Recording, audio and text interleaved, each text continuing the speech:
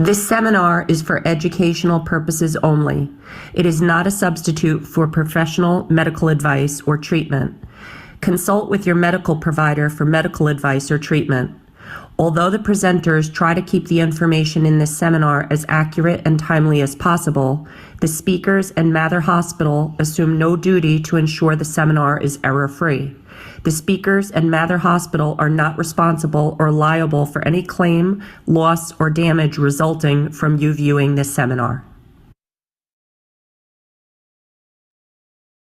Good afternoon, everybody, and thank you for joining us for our HealthyU Webinar Series.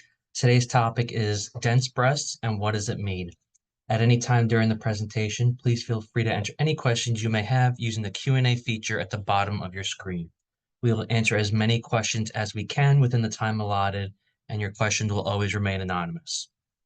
Today's presenter is Dr. Malone. She studied biology at Providence College and attended medical school at Philadelphia College of Osteopathic Medicine and is currently a first-year radiology resident at Mather.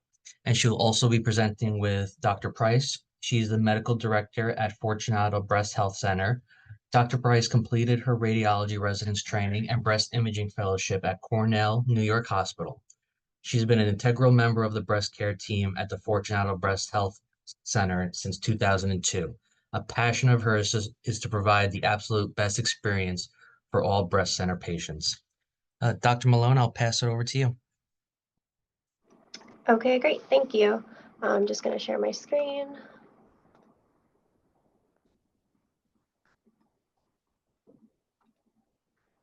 Okay, can you see my screen? Yes, I can. Okay, great. Alrighty, so thank you for that introduction. My name is Dr. Malone. I'm accompanied with Dr. Price, and yep, today we're going to be talking about dense breasts and what does that mean.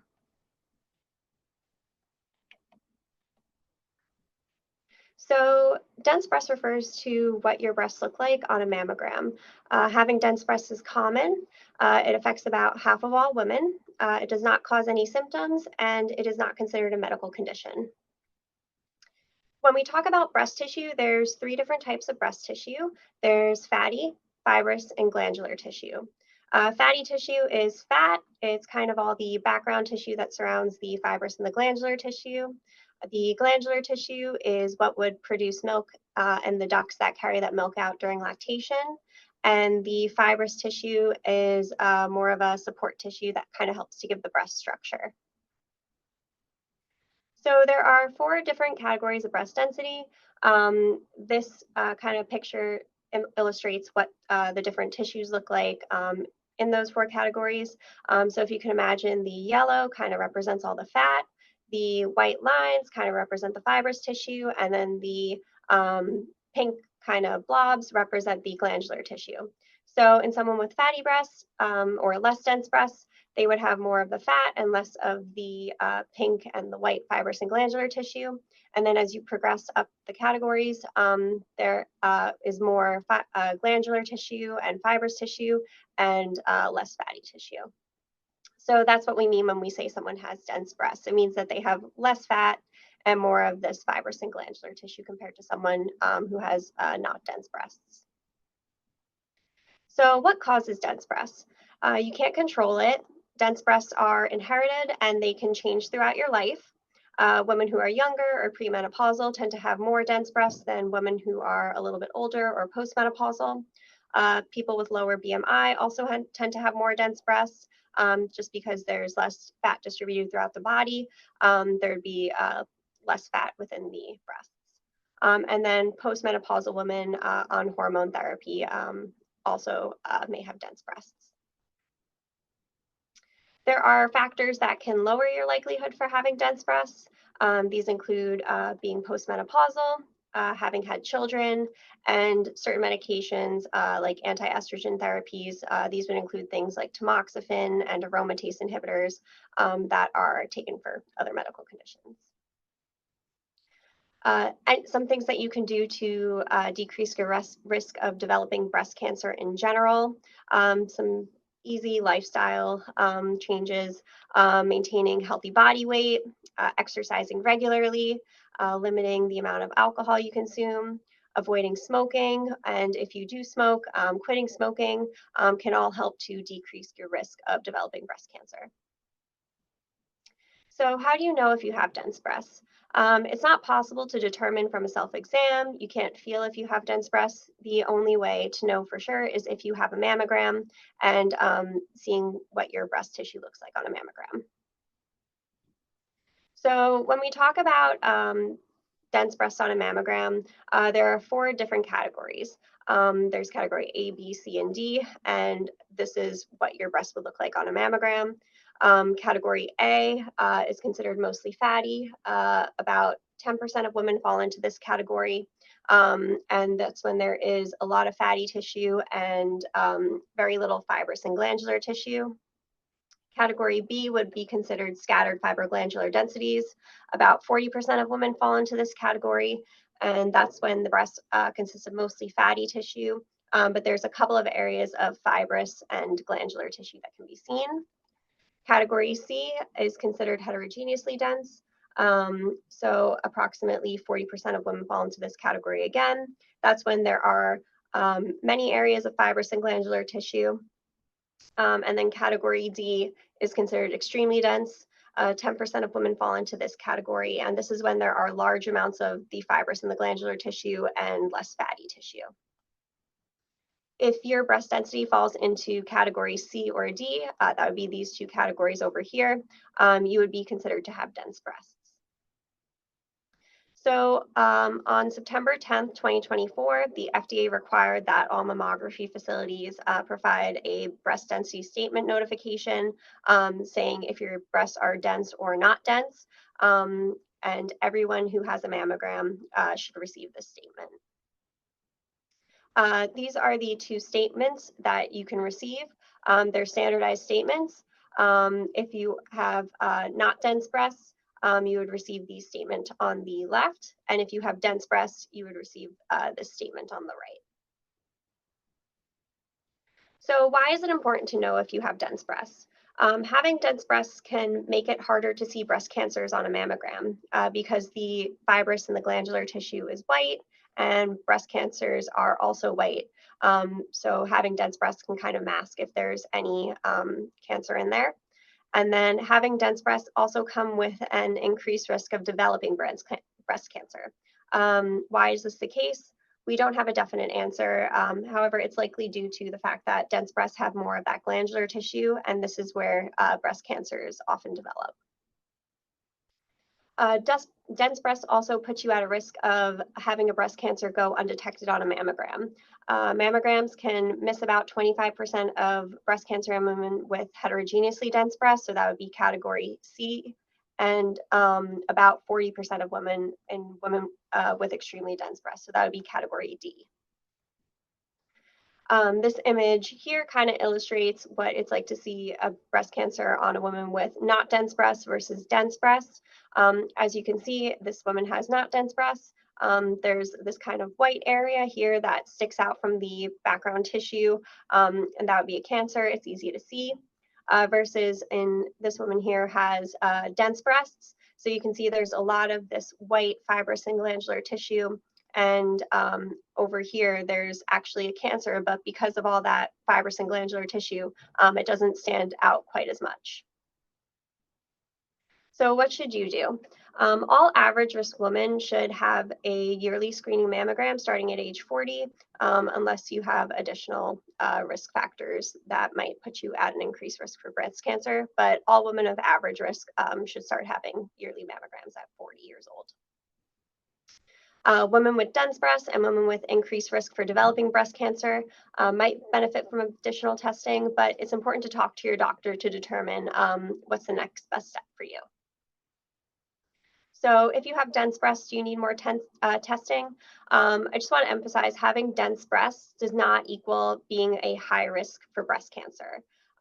It's important to speak with your doctor again to discuss if you have any genetic factors, family history that might put you at an increased risk for developing breast cancer, to determine if you need more testing. And there's really no specific guideline for managing dense breasts. So there's a couple of different supplemental imaging modalities that you can have in addition to your mammogram. If you do have dense breasts, the most common would be ultrasound, followed by MRI, and then contrast mammography, and I'll go into those in a little bit more detail. So breast ultrasound is an excellent additional testing method if you have dense breasts. Basically, you go for an ultrasound, a probe is placed on your breast, and sound waves are emitted from the probe to evaluate the breast tissue. It's widely available, it's inexpensive, and it doesn't involve radiation, which makes it a great supplemental imaging modality. The next one would be MRI. So MRI is great at finding problems. However, the test does take a bit longer to complete. It does require an injection to administer IV contrast, and it can be costly. So MRIs are usually more reserved for women who have additional risk factors for developing breast cancer aside from just having dense breasts. And then the final modality we'll go over is contrast mammography. So it's an emerging technology. It's basically like a mammogram, and a mammogram is like an x-ray of the breast, but with a contrast mammography, they inject contrast to kind of help highlight if there's any cancer. This modality is available at some Northwell facilities. However, because it's not quite as widely available, it's not quite as common, really breast ultrasound is the most common, followed by MRI. So the main takeaway from today is to stay on top of your breast health and to schedule your yearly mammograms, talk with your doctor, and decide what's right for you. Does anyone have any questions? Thank you so much, Dr. Malone. That was such a great presentation. And yes, if anybody has any questions, you can enter them at the Q&A feature at the bottom of your screen. We'll give it a few moments here. Dr. Malone, if I send this as a PDF, can I share this with all the attendees? Yeah, that should be fine. Okay, perfect. All right. I'm not seeing any questions come up. Okay. If anybody does have any questions that come later on, let's see, what do we have? Okay, first question. Are there thermograms an alternative to having a mammo for women concerned about the radiation of mammo? Hi, so this is Dr. Price. So that's a great question, and it's something that has been looked into by many people who do breast imaging for quite some time. And it sort of is one of these modalities that goes in and out of fashion, but mostly out of fashion, I have to tell you, with regard to people who do this full time. Thermograms, the way that's performed is there's some offices, generally not breast imaging offices, but maybe sometimes chiropractors and whatnot, they offer this test that is not covered by insurance. It's not recognized by breast societies as being valuable. And what they do is they blow like a cool air onto the breast tissue, and then they take a heat map of the breast with the idea that if there is a problem in the breast, it should show up as having an increased heat compared to the rest of the tissue. So although it sounds like it might be a great idea, unfortunately, it has not been proven to be effective. Not all cancers are going to have an increased heat signature in the breast. So it's, I've seen some of them over the years. I've been doing this a long time, and I've yet to see one that detected a breast cancer. I don't recommend it. I think it's a costly option that does not give you really useful information. I do recognize some people are very concerned about the potential radiation associated with undergoing mammography. It is still the gold standard for breast imaging.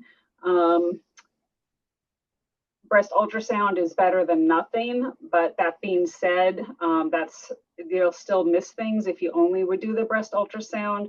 Breast MRI is a potential option, but again, that being said, like at this facility, we would not schedule you for a breast MRI if you didn't also have the mammogram. So although I'm sensitive to the idea that some women are very concerned about the radiation, that's the very small radiation that goes along with mammography, that is still what's medically accepted and the gold standard best test for trying to identify breast cancer in its earliest, most treatable stages.